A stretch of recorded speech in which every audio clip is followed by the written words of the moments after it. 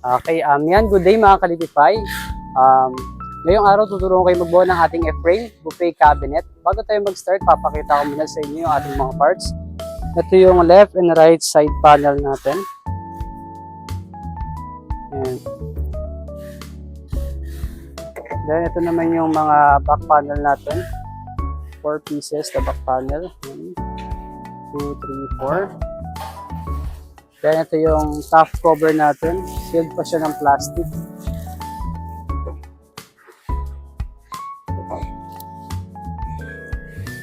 Ito naman yung shelf natin, yung mahabang shelf na frame. Ito naman yung mga high foot and also brace ng ating cabinet. Ito yung mid brace niya sa gitna. Then the other part, ito yung ating mga pintuan. Ayan, ito yung mga pintuan natin.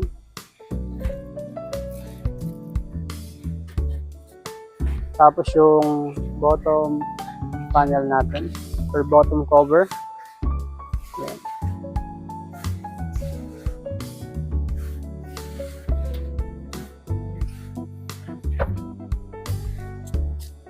And last, yung ating mga accessories.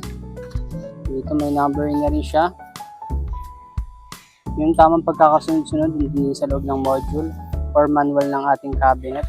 Ito yung mga magnet, washer, yung parang angle bar na magdudugtong sa kanya sa side panel. Then dito, mamaya makikita natin kung saan siya ikakabit. Yung mga handle, small pin, syempre yung screw, hooks, then yung mga screw natin para sa handle. And okay, bago tayo mag-start, kunin na muna natin to. Ito yung magiging simula natin. And make sure guys na itong mga butas ay laging palabas. Palabas siya sa inyo, hindi papasok, laging palabas. Kunin na muna natin itong mga high foot niya, yung mga high foot, then yung brace sa gitna. Ayan yung mga unang pagdudugtungin natin guys. Ito, isalpak lang natin siya sa gitna. Then ito may butas siya. Para yung salpak niyan, ito lang. Tapos sa ilalim yung screw.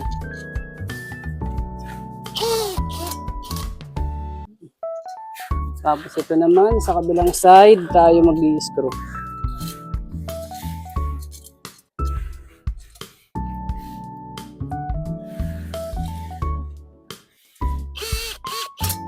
Yan, kapag nakabit na natin yung mga bracing natin, proceed na tayo sa ating side panel.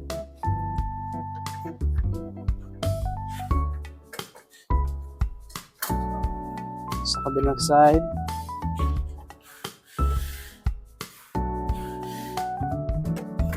Then after natin makabit yung mga side panel, kunin natin yung back panel niya.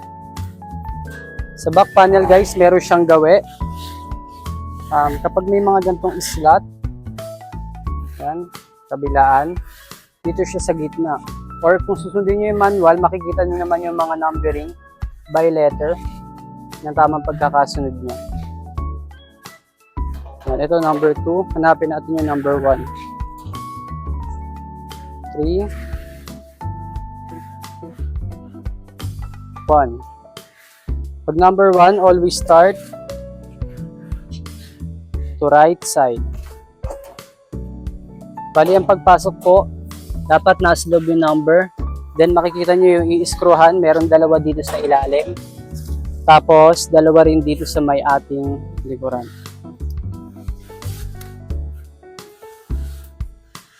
Dito tayo unang mag-i-screw.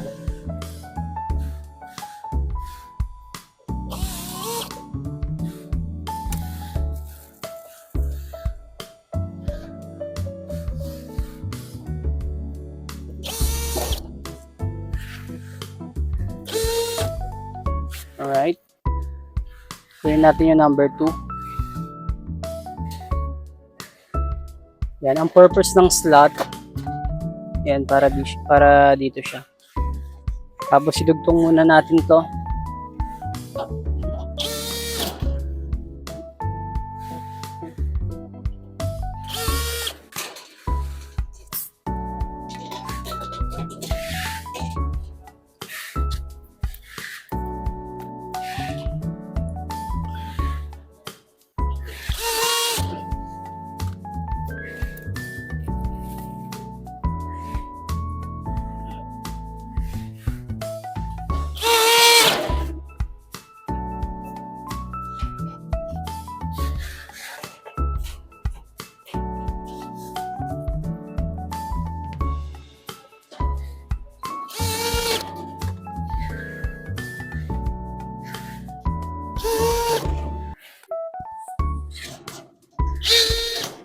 i-screwhan lang natin po yung mga part na yan para di gumagalaw yung back panel.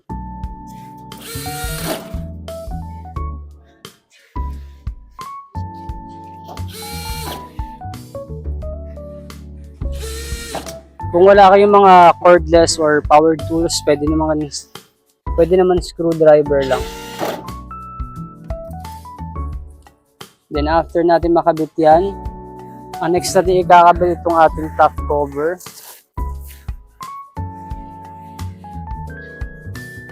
Yan, sa top cover guys, wala naman siyang gawin. Ang importante lang, mapasok natin yung by corner ng ating buffet cabinet.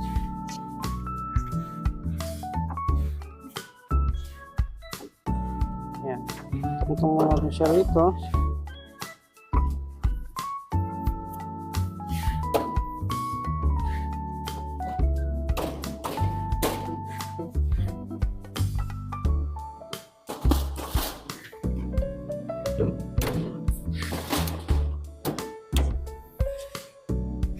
Yan, kapag nakita nyo lumitaw na yung mga butas dito. May mga butas siya dyan. 1, 2, 3, 4. Yan, inak nyo muna ito.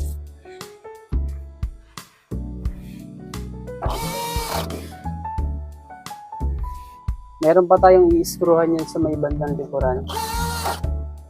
Ito. Ilalim naman.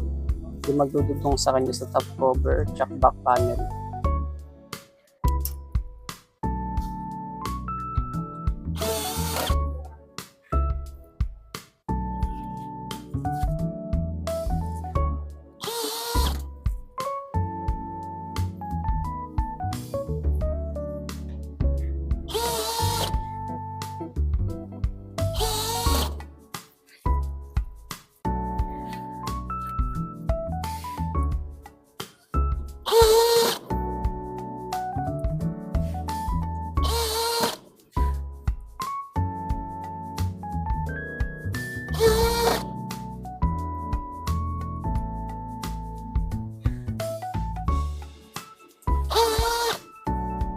Yan, ito naman yung next natin ikakabit.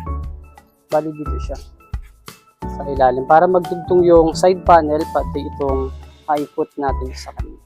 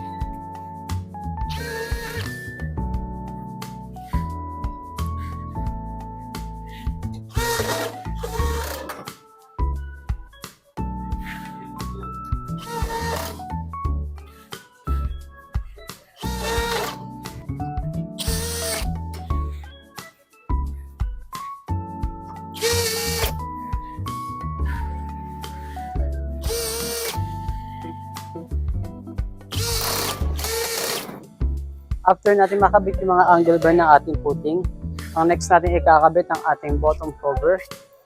Ayan, ito. Ikakabit natin. Bali itong malapad na to at yung nasa harapan. Pasok lang natin siya ng ganyan. Dahil itong natin. Then after nyan, bago natin ikabit yung mga pintuan, ikakabit muna natin itong mga shelves natin. Ay, yung mga hooks natin, ikakabit muna natin.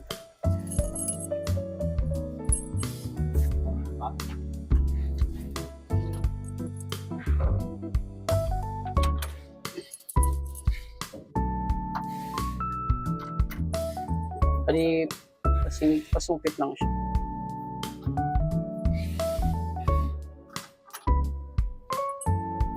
Yan, tapos ikabit na natin itong G, itong shelves, letter G.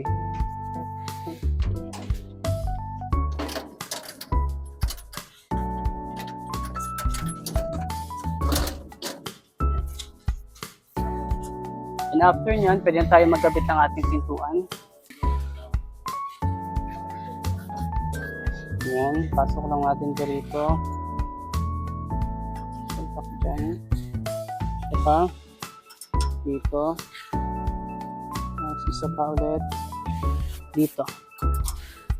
Yan, papasok muna natin itong ating pintuan. Yan, ito. Kaya itong maliit na butas, yung ipapasok natin sa ating small pin. Yan, kapain nyo lang. Yan, pag napasok na siya, press down. Yan. Then, ang next natin, itong upper na design. Bali, ang sinusundan nating pattern, ito. Yung standard mismo ng itsura ng ating frame, yung itsura ng door. Pwede rin naman siyang gawing pagdikitin itong dalawa. Ito naman yung magkahiwalay. Yan. Pero yung sa standard na itsura ng pintuan na frame, ganito po talaga. Yan. Susundin lang natin yung design ng manual. Yan lang ulit. Same procedure lang ng pagsalpak ng pintuan. Yan. Then yung pababa.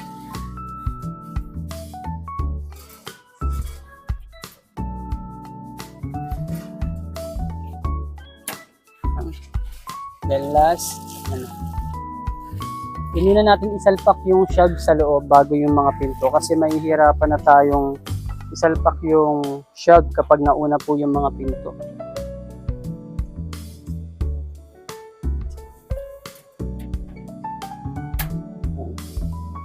Ayan, proceed na tayo sa ating mga handle.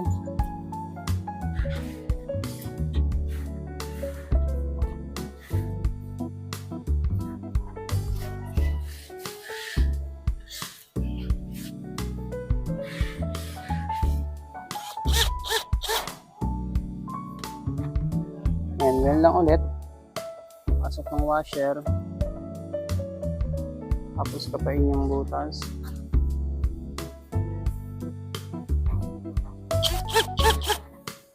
Ayan.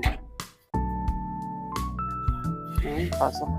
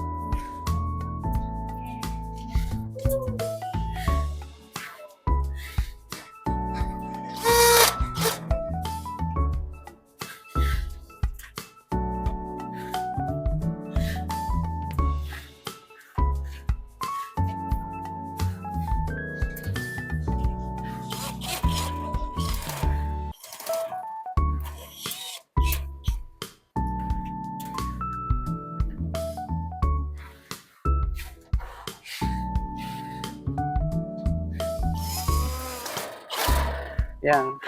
Tapos, last part, itong ating mga magnet.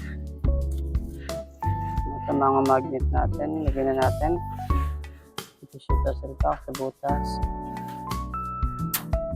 Sa ano ba lang?